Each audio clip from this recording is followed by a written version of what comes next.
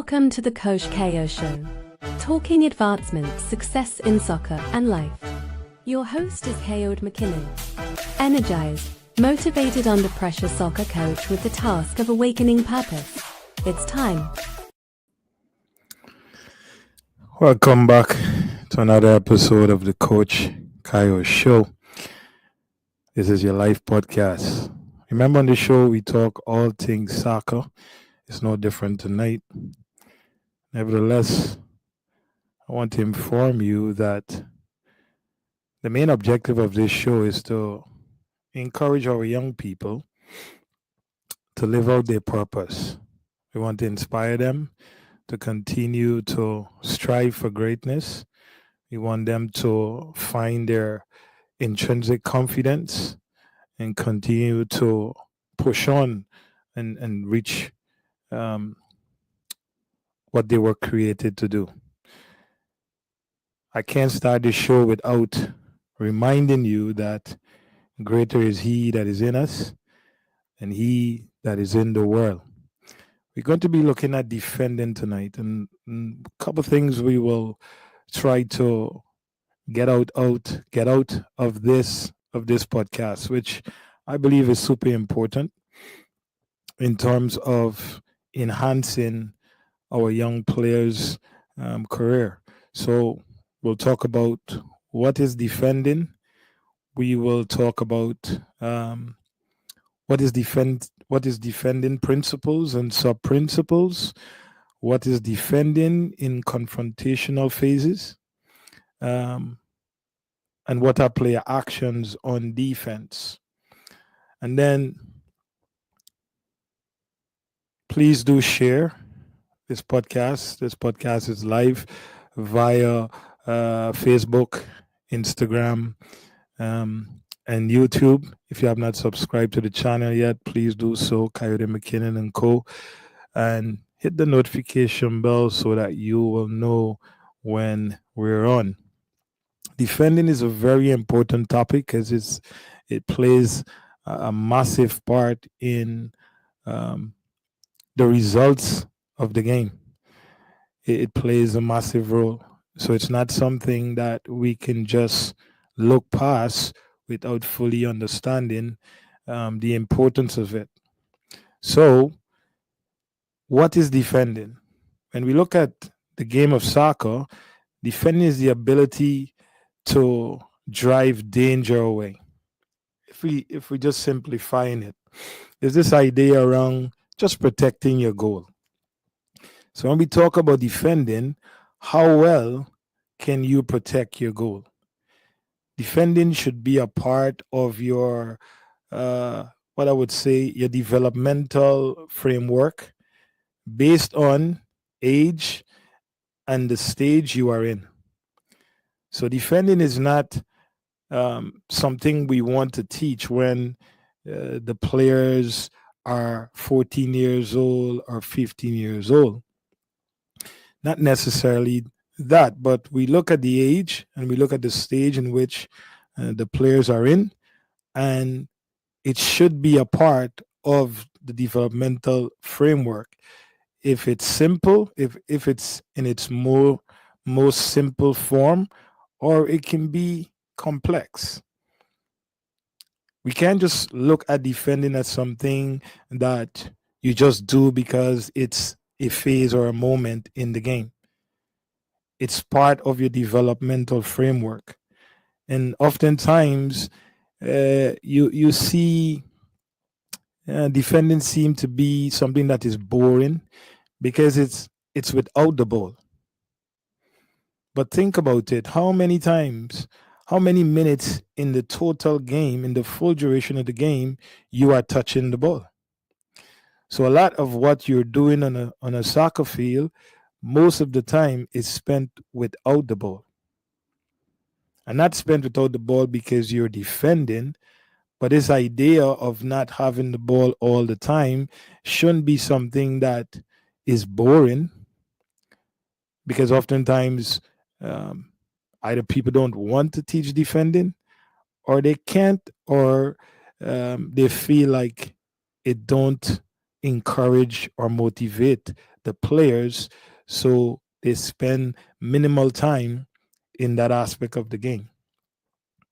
So now we've developed a lot of myths around defending.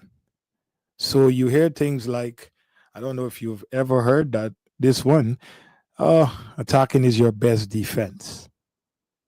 No, attacking is not your best defense.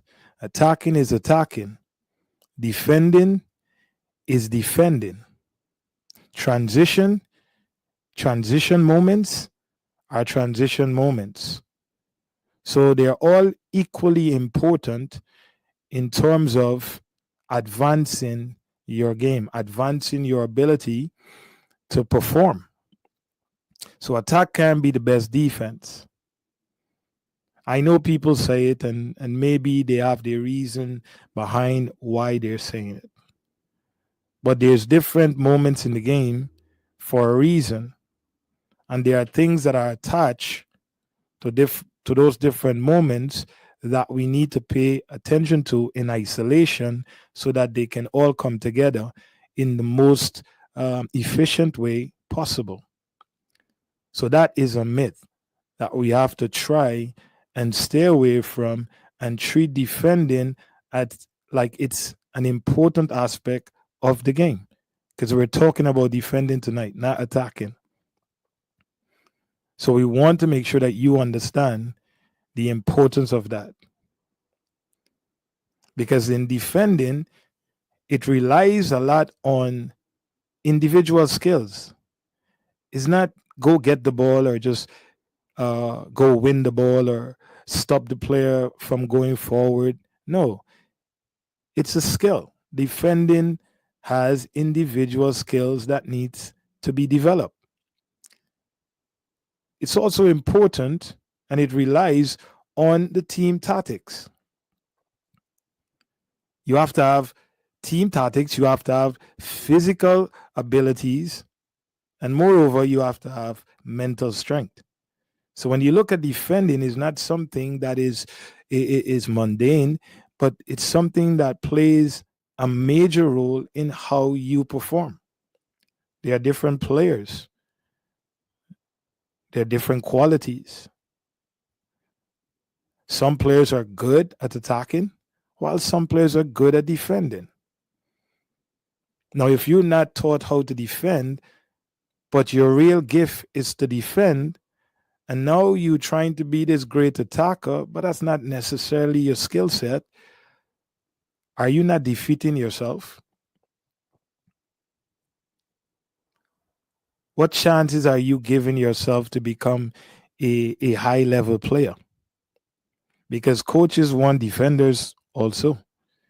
They want attackers, and they want players who um, who demonstrate a high level of competencies in the transition moments. If you can do all of those things well, then even better. But if your skill set is defending, then you have to be able to hone that skill in a way that will advance you. I know in basketball they talk a lot about role players.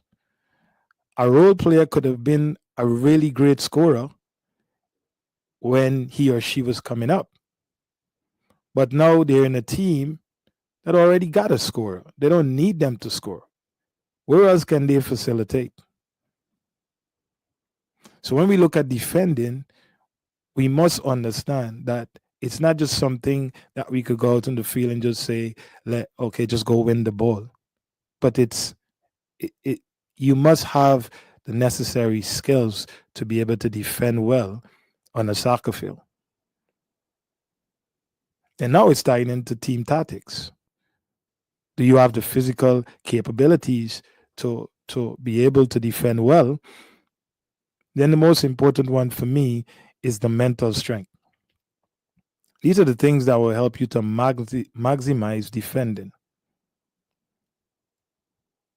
And oftentimes I see that defending is more concentrated on the team, But before we get to the team, we must first coach the individuals.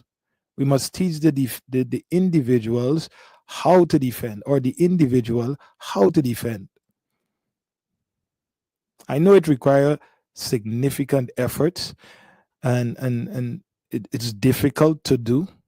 Coaching defending is not an easy task. This is why, to me, less time is being spent in that area. Why is that? Why we don't spend enough time on defending, and we don't think about, if we defend well, then it helps the attackers. It helps the attackers not to develop this false sense of their ability. You know, a player might be dribbling, every single player, dribbling one, dribbling two, dribbling three, go score a goal, and he or she, oh, they're good attackers. But I want you to consider, were they playing against defenders who are skilled, who have a high tactical IQ, who possess the physical abilities and the mental toughness to really challenge them? Now, you could only be a good attacker if you're able to demonstrate your ability against a competent defender. So defending is something that needs to be, we really need to focus on it, because it actually building the competencies of the attacker. It's actually making the attacker better. The worst thing is for an attacker think he or she is good at attacking when they don't fully understand that, or they're not coming up against a well-rounded defender. So now they're building false perception.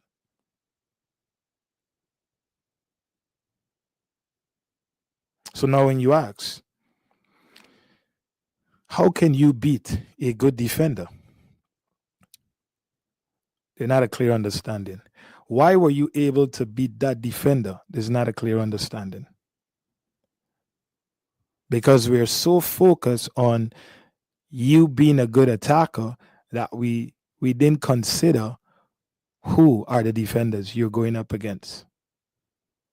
Oh, I scored 5 goals. How did you score those 5 goals? Was it against competent defenders? Yes, you score 5 goals. Yes, you should be happy that you score 5 goals. But don't get too high and don't get too low. Put things into perspective. Were these defenders competent enough to stop me from doing this? Can you see your own mistakes and your own errors by being able to look at, by being able to understand what are the requirements of a good defender or a good defending, to then make a more informed decision about, are you a good attacker or not? You win a game and you celebrate. You score 5 goals, you celebrate as a team. We've done well. We've won the game. Who is the opponent? Are they defending well? I'm saying all of this because if we don't take defending serious, then how do you know that you are a good attacker? You're building false perception. You have false perception.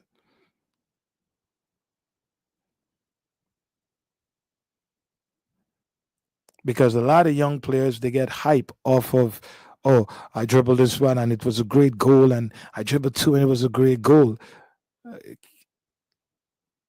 If you're unable to do proper reflection, then unfortunately, when you actually come up against good defenders who got skill, who understand tactics,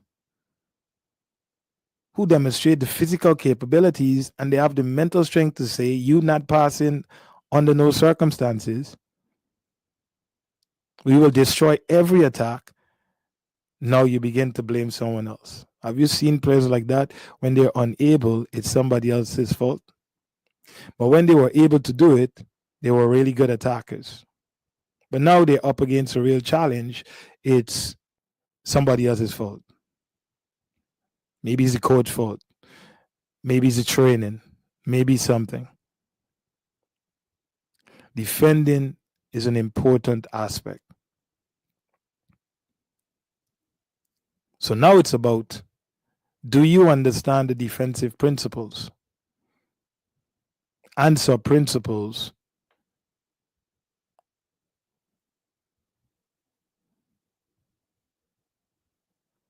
You have to know this so that you can act in the most appropriate way when you are on the field. When you are on the field.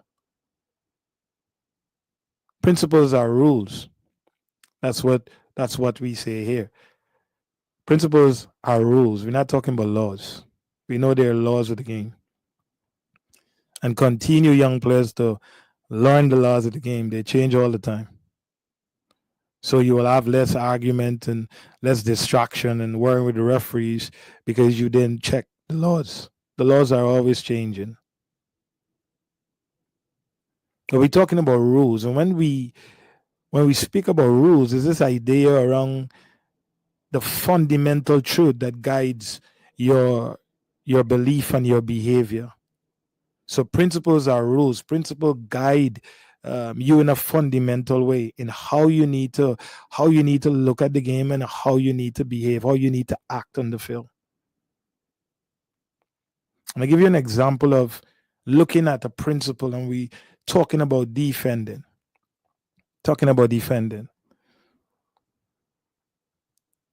If you look at the main principle and we speak to, let's say, to deny space, that's my main principle. Based around my game idea, my game model, I want to deny space. Then we now have to acknowledge, because deny space might be such a broad thing. We have to look at, okay, what will it look like? What will deny space look like? I might say then I want to stop the opponent from dribbling and getting a shot on goal.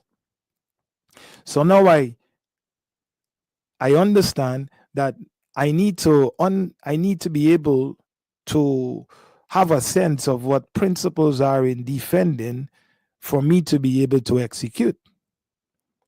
So an example of what is a main principle is to deny space, to deny the opposition space.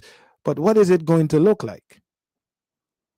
And based on this example, now you've got to think, can I have these principles and sub-principles in all areas of the field?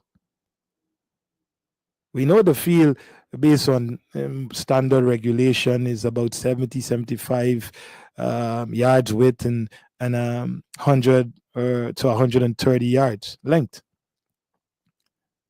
So if we're talking about stopping the opponent from dribbling and getting a shot on goal, can we now say that this principle could be in all areas of the field?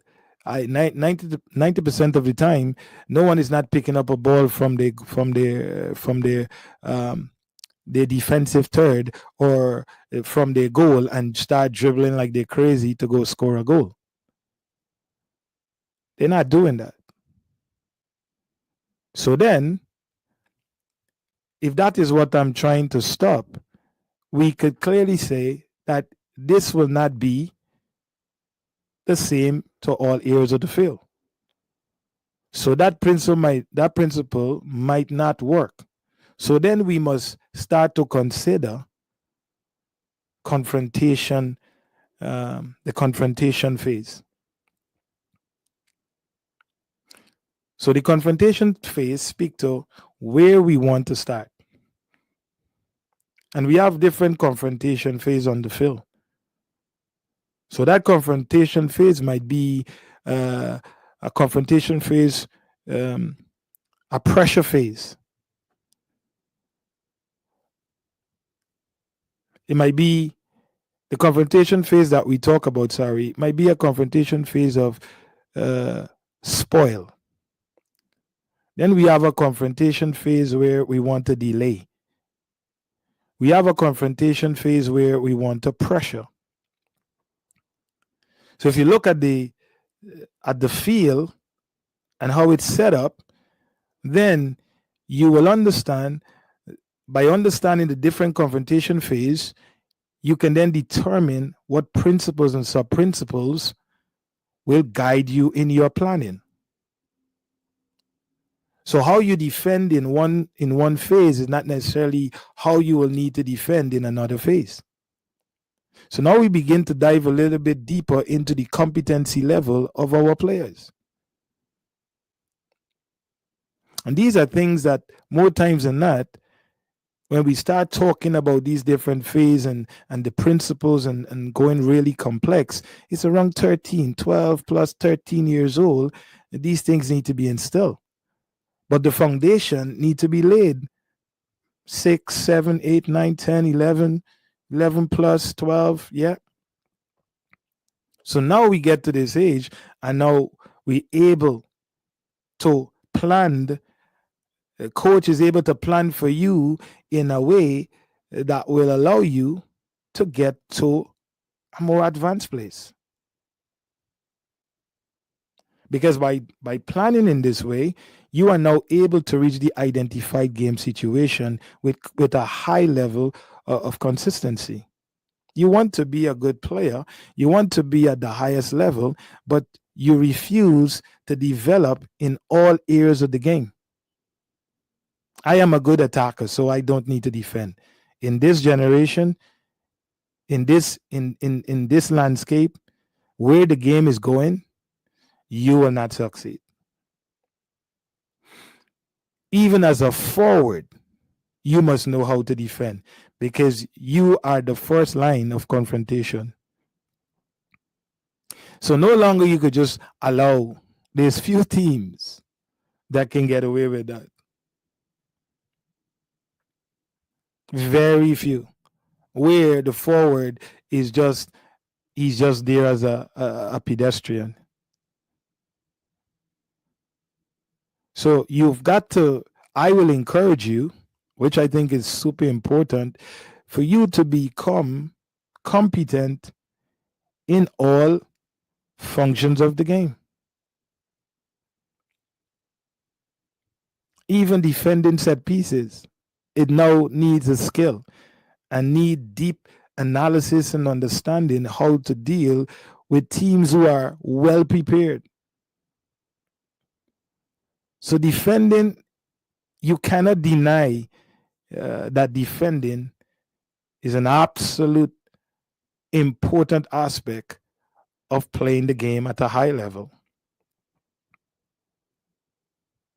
Now, you have to understand that planning is not execution, okay? Because yes, we plan for it. We plan to defend this way. We plan that we're going to do this and we plan going to do that. Planning is not execution. So now we've got to think about this idea around player actions, which are very critical to the success of both the individual and how the team defend. Are we teaching? While every position we know require different actions when it relates to defending, or maybe a game idea will influence how you want your players or how you want your team to defend, what actions you need. It's important to know what are some of these actions. Are you young players focusing on what actions you are required to carry out as a player? It don't matter if you're forward. It don't matter if you are a goalkeeper. When you don't have the ball, every single person is defending. When you don't have the ball, every single player is defending. every single player must understand the principles in defending, and then the player actions. If you don't know the player actions, I'm probably going to get you thinking about one. What is your ability to intercept a ball? How do you intercept? Have you learned how to intercept? Can you tackle? Do you know that there's different ways to tackle the ball? What about your ability to delay? How do you do that? So these are some of the things, some of the actions, based on the fact that you are competent of what defending is. You're competent about what are the principles and the sub principles. You understand what are some of the myths, some of the myths in defending. Now you have a sense of what player actions. Now we begin to put those things together, and we could dive a bit deeper in terms of, have you worked on the characteristics of defending? Is this a part of your practice on a regular?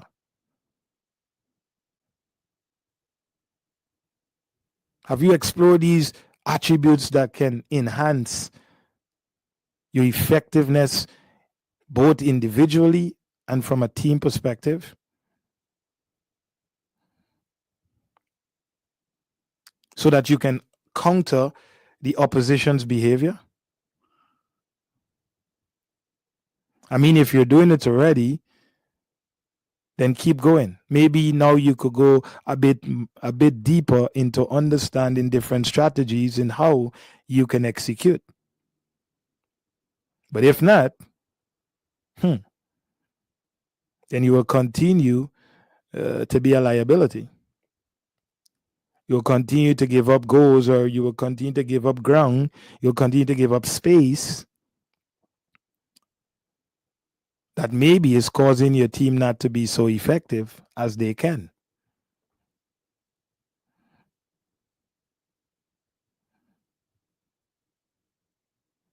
You will not know why.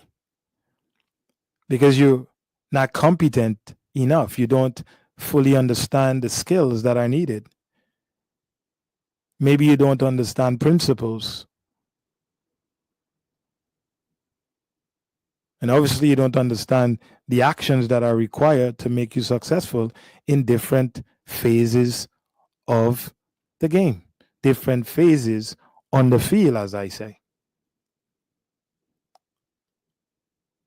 So if we're not competent in those areas, then we're missing a big chunk of the game in terms of us advancing.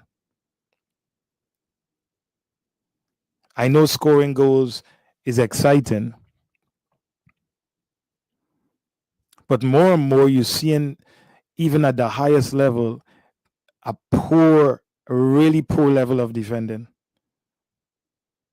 So now it's kind of watering down the game in some ways, where, players are getting ahead of themselves, thinking that they are so fantastic. Let's go back to the days of the AC Milans and the high level of defending that you saw. Let's go back to the days with top class defenders, even Makalele, and you go back to the Gattusos of the world, and you go back to when you had to work for it. That was when that made the game exciting, because you just can't walk past people and score goals and then you celebrating, but then you come up against a really good defender, and then it's, you had a bad day. Now, if you're really paying attention, you score those goals against players who are not defending at the caliber that is needed to be a professional or international. I mean, if you're competent and you're a student to the game and you understand the different principles, you could look at the television and know that was poor defending. Body shape off. Reaction off. The ability to read and understand situation off.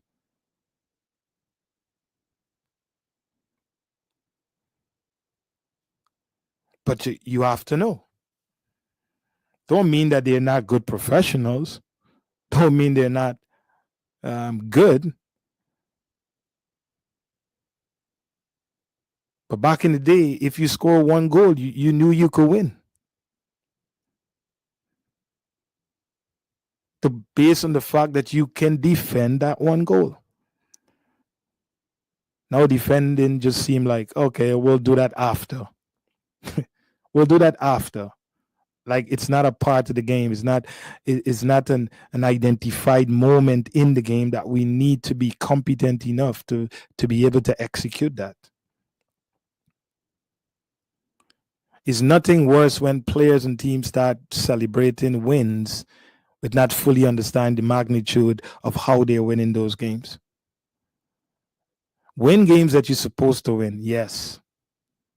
But look deeper and understand why you win in those games. Because if you don't know that, then it's not just hindering your advancement. It's not hindering just your team's advancement, but it's hindering the game itself. Because more we begin to focus on that, and the less we focus on defending, then we start creating these ready-made stars.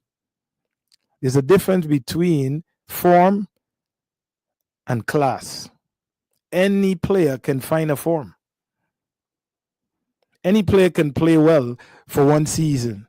Any player can play well for 2 months. Any player can play well in a competition. Can you do it over 10 years, 5 years, 6 years? Can you be consistent?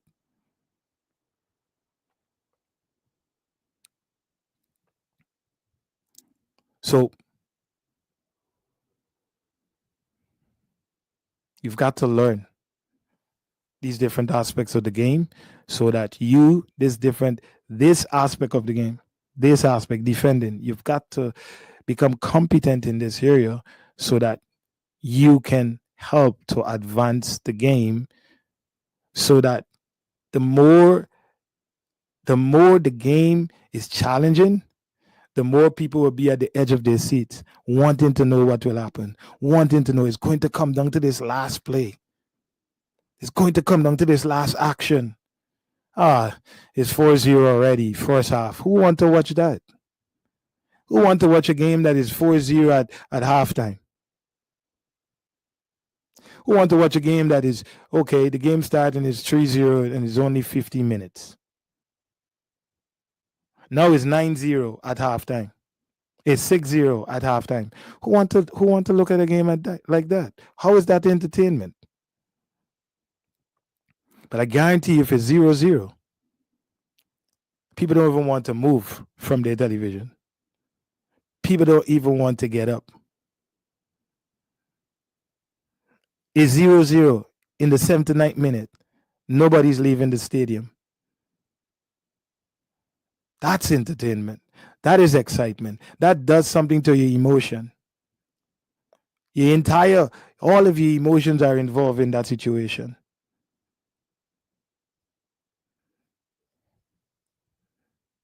"4-0 is entertainment. 6-0 entertainment.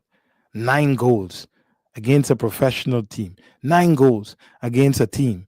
And everybody's seeing, yes, we won. Okay, I get it. You won. Psychological safety is intact. More disheartening is when you see it in youth soccer or youth football, based on where you're listening to this podcast. You're beating a team 9-0 and you're celebrating. Yes, celebrate. Be happy. You score 9 goals. Okay. I'm not going to take that away from you, but don't get too high. I'm already saying don't get too low, but don't get too high about that. Put things into perspective. Understand why those goals were scored. And are you going to be able to score those same amount of goals against a more formidable defensive player or team? So we don't develop all this false perception where young players think they score 3 goals at high school, they think they're a superstar. Who did you play?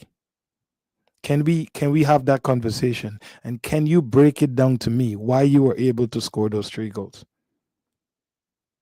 Because I've asked.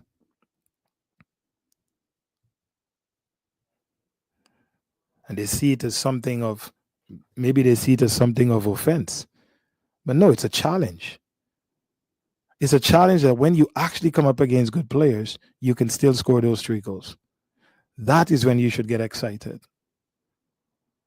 Because I could do it when the competition is not my level, because I show the commitment, I show the discipline, I show the level of seriousness, so I dominate where I'm supposed to dominate.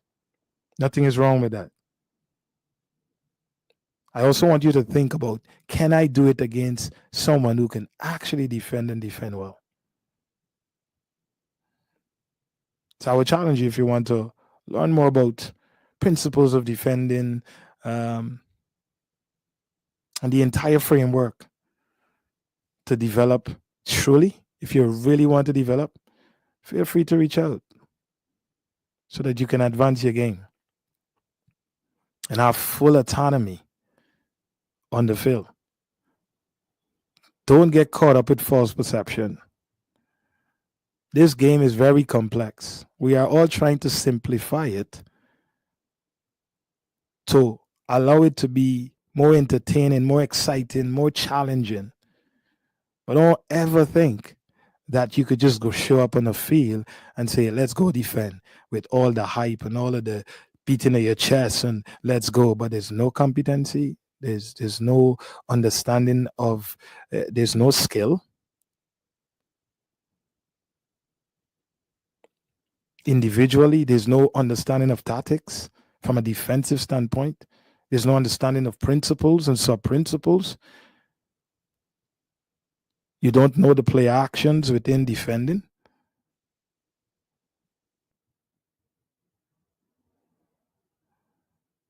Maybe we need to just be less emotional and more competent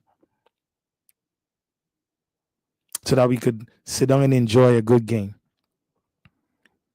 We could sit down and enjoy an intelligent game. You're going to win. I know it's the number one priority. Everybody wants to win. I want to win. I don't want to lose. But I believe if you do the right things, you're going to win at the end. You're going to win the game, but also you're going to win by advancing the game, by advancing players. And players, you're probably not going to win the game, but if you focus on the things that you need to focus on, then you're probably going to win from a career perspective. Because if you sacrifice winning now for growth and development, then you're probably going to win at the end. While the player who was all hype about winning a game that has no bearing on your future, but pride, maybe that's all you want. Maybe that's all you want. Maybe this is the moment and the phase you're in. You just want to play and have fun, but it's not something you want to do as long term. Nothing wrong. Nothing is wrong with that. Nothing is wrong with that. If you get a kick out of that and it's exciting and you enjoy it and it keeps you stable and it keeps you mentally in place and it's driving other things in your life, go ahead, go for it. Don't stop. Keep going. But those of you who want to go on and be international players, you want to be top college players, you want to go on and be a professional player, you got to sacrifice some things now so that you can learn, so that you can grow. Specifically around defending the ball, defending your goal. I hope this podcast was helpful. Please do share it. And a quick reminder, if you have not subscribed to the channel yet, please subscribe. Kayode Mckinnon on Kayode Mckinnon and Co. on YouTube. Hit the notification bell so that you know when we're on. Continue to share your comments, share your views, ask your questions, and we could continue the conversation so that we all can grow. Have a good night and stay blessed. KO Show is sponsored by LUSC Development Program that focuses on mentorship. This is a program that makes soccer accessible to all. Soccer.com. If you enjoy this podcast, please share and subscribe to the Coach KO Show on YouTube. Take action now to advance the game and you.